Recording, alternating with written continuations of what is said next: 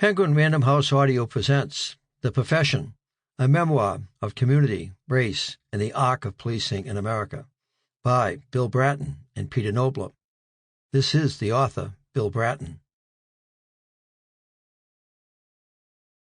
The Profession is dedicated to the more than 22,000 law enforcement officers who have died in the line of duty and whose names are enshrined on the National Police Memorial in Washington, D.C. Their ultimate sacrifice will never be forgotten. Cops count. Police matter. To my extraordinary wife and partner, Ricky, for her love, support, guidance, and sacrifices over the last 25 years. Without her, the last 25 of the 50 years recounted in this memoir would have been very different. Those who don't study history are doomed to repeat it, and those who study policing know we don't study history. John Timoney, NYPD. Chapter 1. The Assassination of Rafael Ramos and Wenjen Liu. On Saturday, December 20th, 2014, Ismail Abdullah Brinsley woke up in Baltimore and thought about killing himself. He'd been arrested 20 times, his friends had robbed and pistol-whipped him, and his girlfriend had dumped him. He still had her key, so at approximately 5:30 that morning, he went to her house and put a silver Taurus 9mm pistol to his head. After she talked him out of it, he shot her in the gut and ran. Now what? Brinsley could imagine the word on the street. He was a loser who couldn't even do suicide right. He didn't have the balls to kill his girlfriend. It only wounded her. He decided to go back to Brooklyn, where he was raised. Counting my time as a military police officer in Vietnam, I've been in the law enforcement business for nearly 50 years, and this kind of story is less unusual than you'd imagine. In fact, it is kind of typical. Police see a lot of men and women who put themselves in difficult positions, try to change the narrative of their life stories, to transform themselves into heroes. That morning, Ismail Brinsley was a bum who was going to be sought by law enforcement for brutalizing an innocent woman. He was going to jail, so he decided he was going to kill some cops. That July, Eric Garner had died while struggling with New York Police Department officers, and that August, Michael Brown had been killed by a police officer in Ferguson, Missouri. That November and December, grand juries had handed down no true bills, declining to indict the officers involved in either death. In the midst of all of this, the Black Lives Matter movement rose to the fore. It had first appeared as a hashtag in the social media world associated with the trial and acquittal of George Zimmerman in the 2012 shooting of Trayvon Martin, and then in the physical world in 2014 with the convergence of activists in Ferguson. Now the movement was being felt nationwide, driven in part by a roiling resentment of the police in the African American and other communities throughout the country. Throughout New York City, every day there were daunting demonstrations, large, small, medium-sized, in which people were yelling at the police. Demonstrators were screaming right up in cops' faces, "All police are brutal. You are murderers. You are racist." I know from a lifetime of police work that this is not true, but the perception had taken hold. The anger was real, though, even if the claims were not. For some demonstrators, the shouts were meant to provoke officers to prove the protesters' points. Our men and women exhibited enormous restraint, first in taking the face-to-face verbal, personal abuse, and second, in working hard to facilitate people's protests by following them through the streets, blocking traffic so they could maintain their groups, setting aside appropriate sites, and making sure that the demonstrators were safe while demonstrating. This is, after all, America, where the right to protest is protected by our Constitution. All assumptions to the contrary, the police work hard to make sure free speech demonstrations happen, and happen successfully. In cities large and small, officers maintain the peace for every kind of protest imaginable. These were different.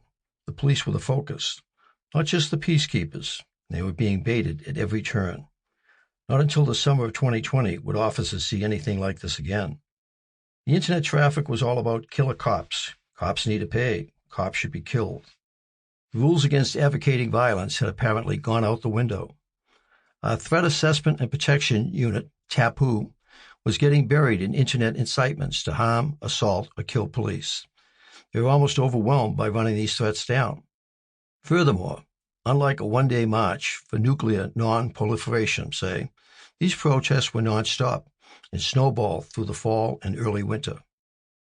With this as a backdrop, Brinsley decided to make himself into an avenger. He had stolen his ex-girlfriend's cell phone. He logged into his Instagram account.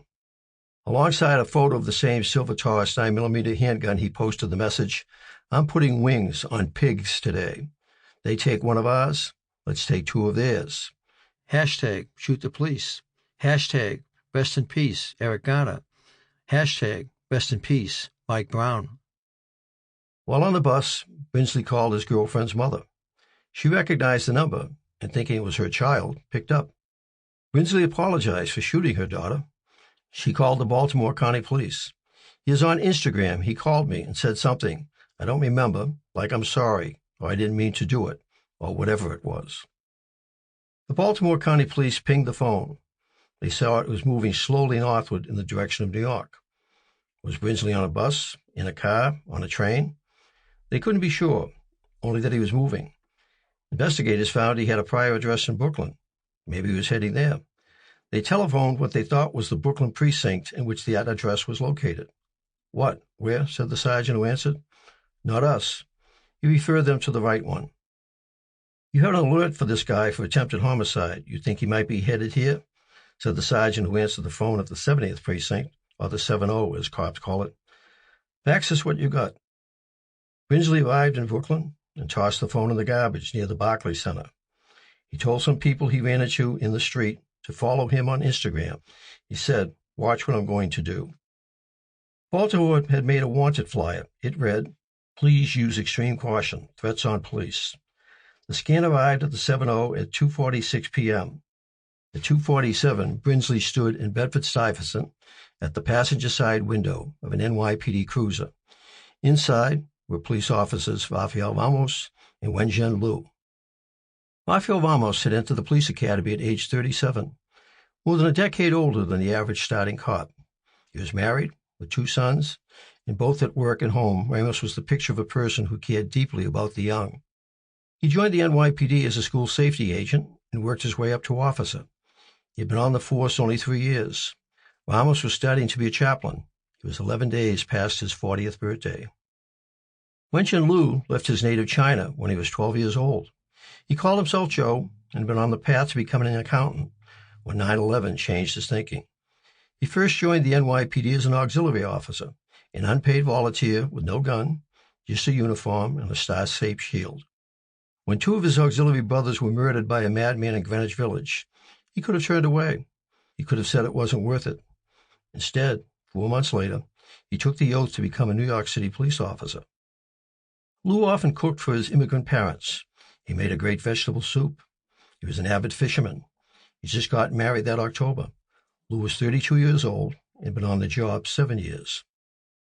At almost the same moment the Baltimore wanted flyer came out of the 70's precinct printer, Brinsley fired 4 shots through the cruiser's window, shattering the glass and hitting both Ramos and Liu in the head. The guy who was trying to recast himself as some kind of racial avenger had picked 2 officers who were part of the growing number of minority officers in the NYPD. 2 Con Ed workers who were stopped at a red light witnessed the shooting. They called 911 and followed Brinsley and tried to confront him, but he turned the weapon on them. "You want some of this?" They backed off, but after they saw him go down into the Myrtle Willowy Avenue's G-train subway station, they flagged down a patrol car and told the cops where to find him. In hot pursuit, the officers cornered Brinsley on the platform. He shot himself in the head and died. Ramos and Liu were rushed to the closest hospital, Woodhull, and into the emergency room. My wife, Ricky Kleeman, and I had gone home for the holidays to Boston, where I was born. Normally, I would have had my security detail run me up there and back. But because it was Christmas, and the wife of Detective Akeem Farrow, a member of my detail, was going to give birth, I had opted to drive a department car myself. At least if something were to happen in the middle of the night and planes and trains weren't running, I'd have the means to get back. We were in our hotel when my BlackBerry went off. It was Mayor Bill de Blasio. "We have 2 cops shot in Brooklyn." I immediately called the head of my detail, Inspector Tim Traynor, who had also been trying to reach me. It was now their job to help me get back. I rode the red light and siren from Boston and was surprised that people were yielding on the expressway. Sample complete. Ready to continue?